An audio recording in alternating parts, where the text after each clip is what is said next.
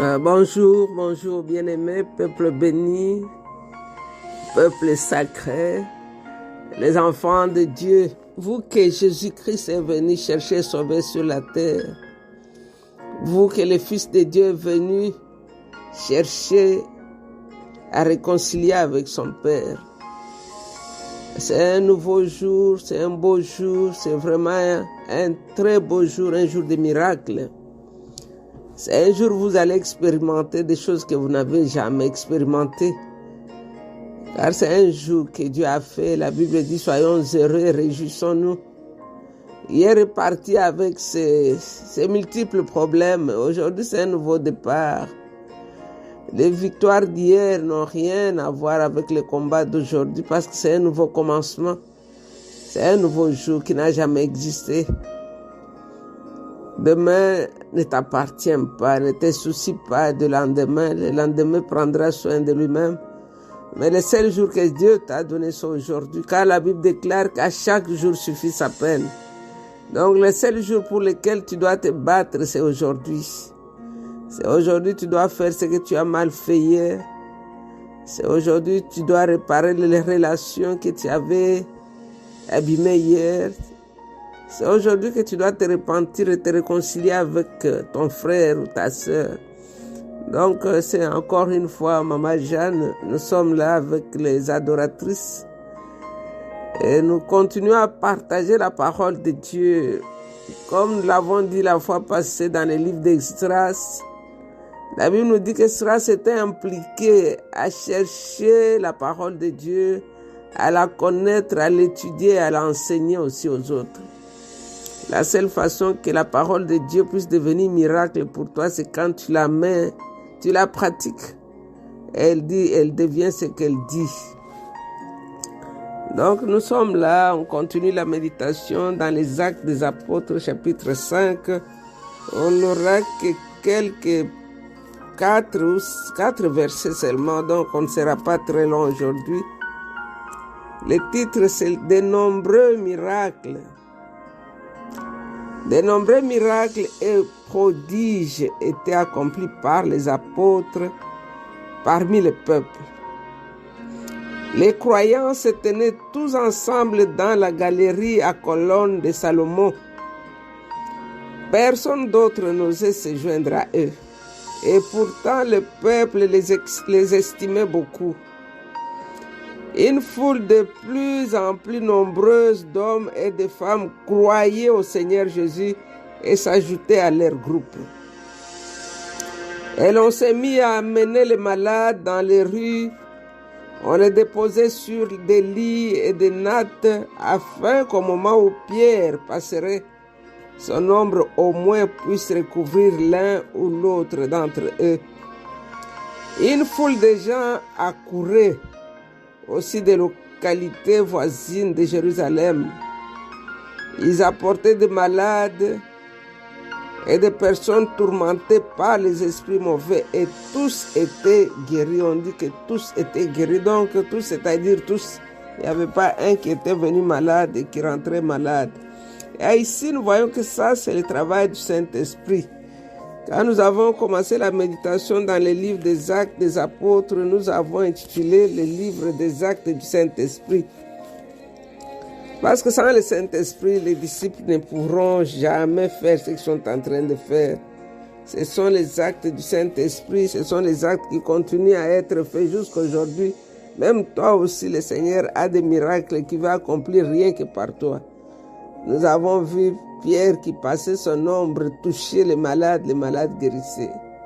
En même temps, nous avons aussi Paul, on venait avec les mouchoirs, on touchait Paul, on amenait ses mouchoirs, les mouchoirs guérissaient les malades. Donc il y a encore beaucoup d'autres miracles qu'on n'a pas encore vus, qu'on n'a pas encore entendus, que Dieu veut faire avec toi, avec moi. Quand Jésus était à quelques heures de sa mort, dans cette chambre haute où il a partagé le dernier repas avec ses disciples, il leur a parlé du Saint-Esprit. Vous savez, il y a des choses que quelqu'un qui sait qu'il doit mourir garde pour ces dernières heures, pour que quand il sera parti, qu'on n'oublie pas.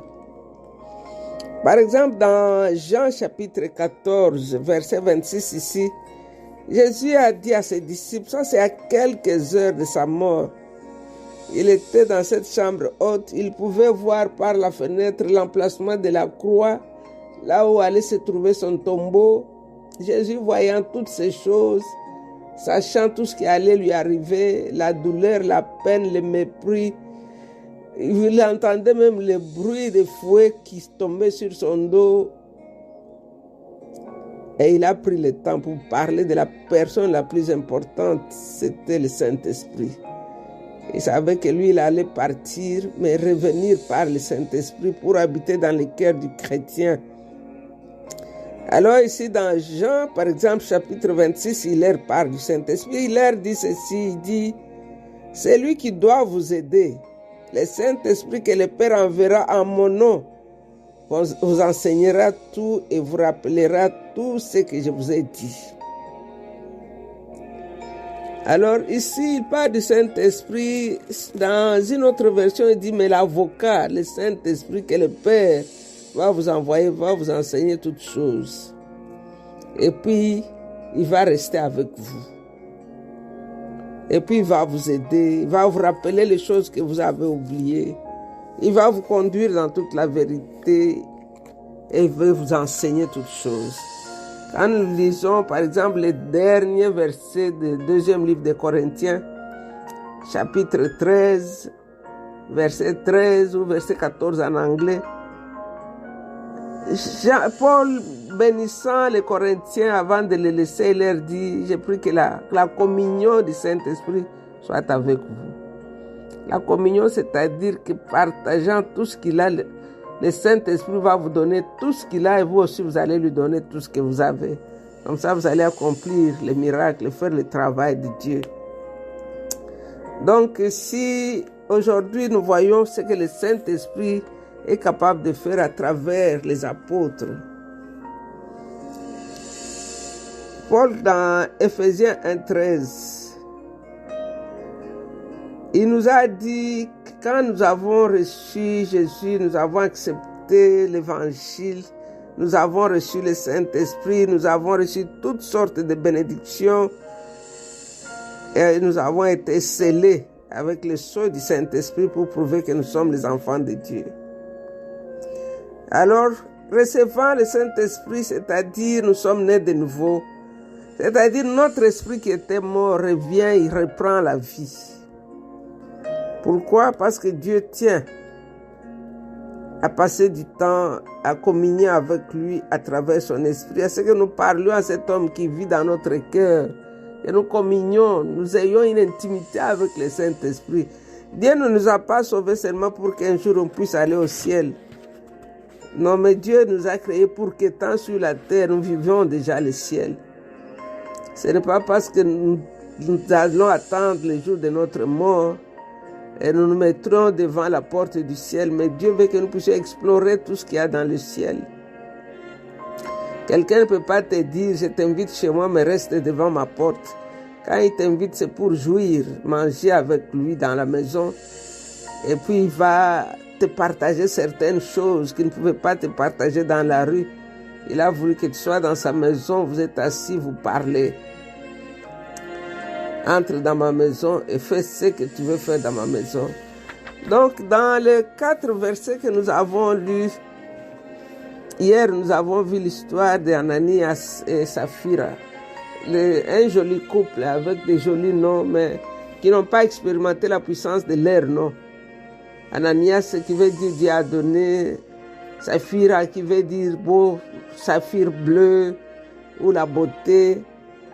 Mais c'était seulement l'apparence, parce que leur intérieur n'était pas correct. Ils avaient laissé le diable s'emparer de leur homme intérieur.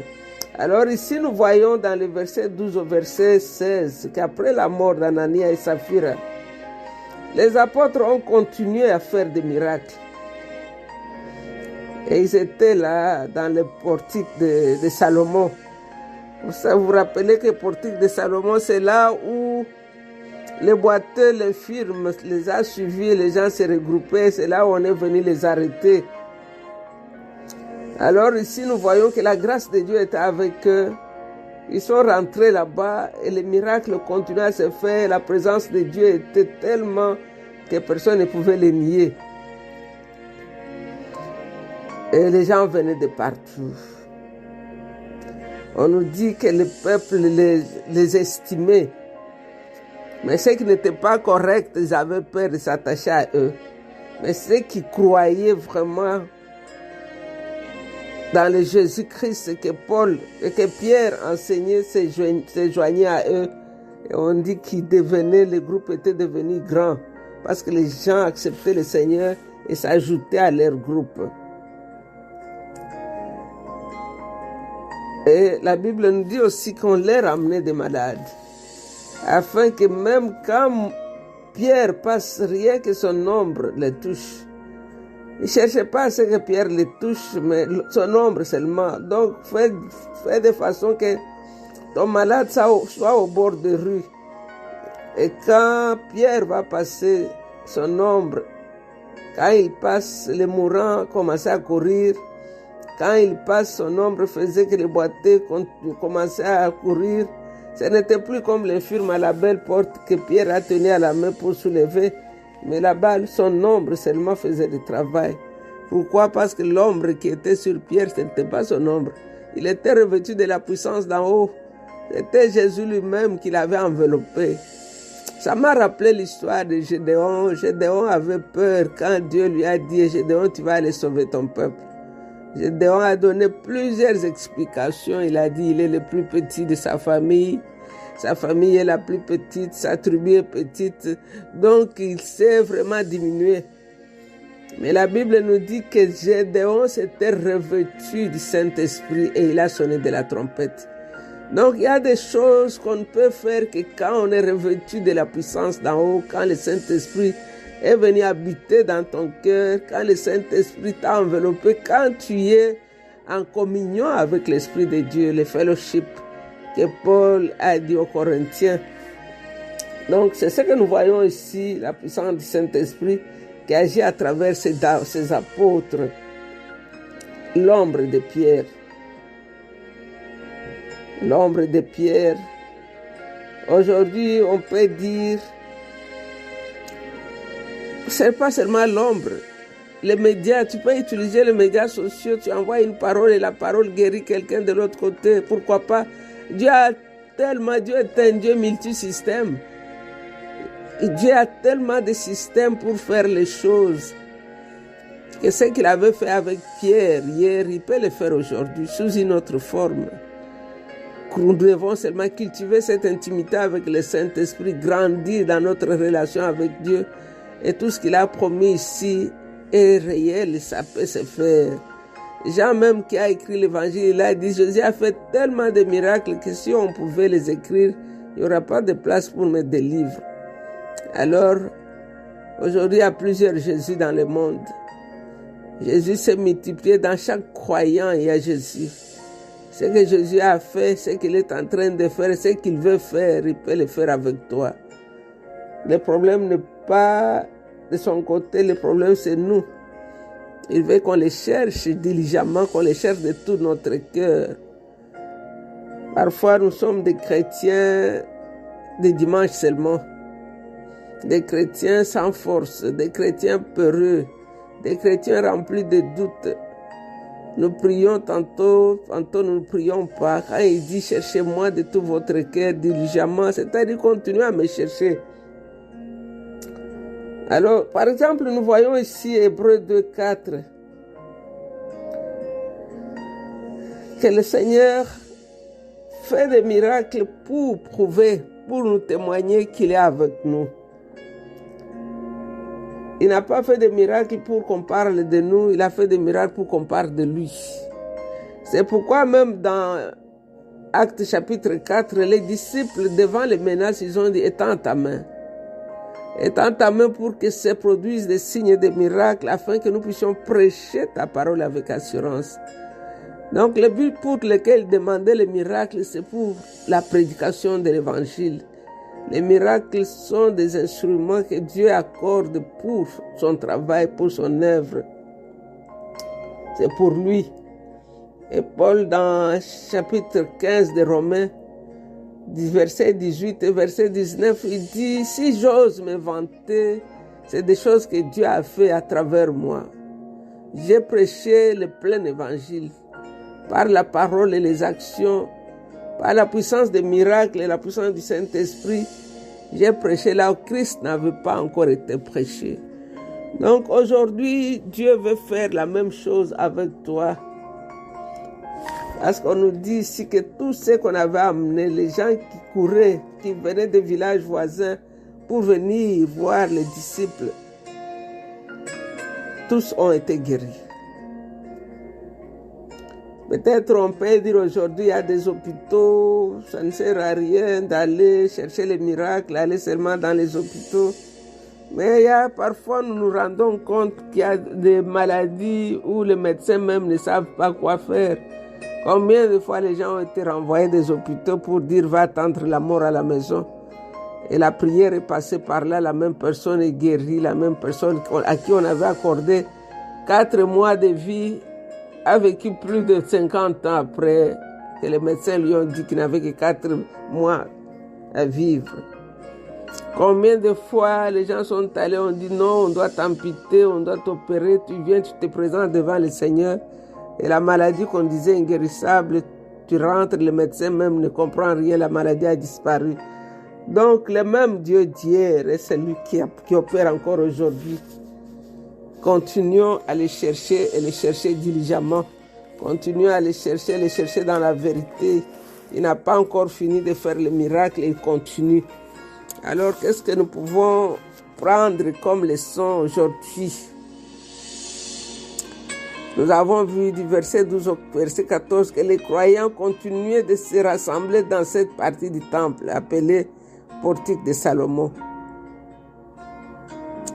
Et on nous dit que personne parmi les autres n'osait se joindre à eux. Les personnes là, je ne sais pas si c'est les Sanhédrins qui avaient arrêté Pierre et Paul, et Jean qui étaient dans ces portiques-là, pour leur interdire de ne plus parler de Jésus. Mais ils sont là bien même en train de parler de Jésus même. Donc c'était ceux qui n'étaient pas des vrais croyants. Ils n'osaient pas se joindre à eux. Parce que beaucoup de gens avaient appris ce qui était arrivé à Ananias et à Saphira.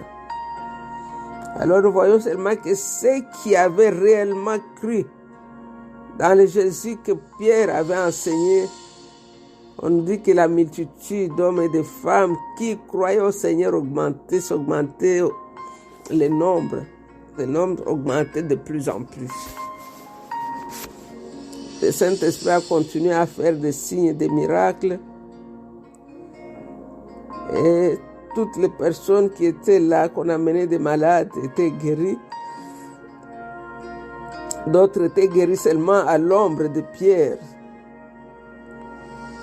Et nous voyons aussi que les apôtres accomplissaient les mêmes miracles que Jésus. Donc, aujourd'hui, tu vas prier.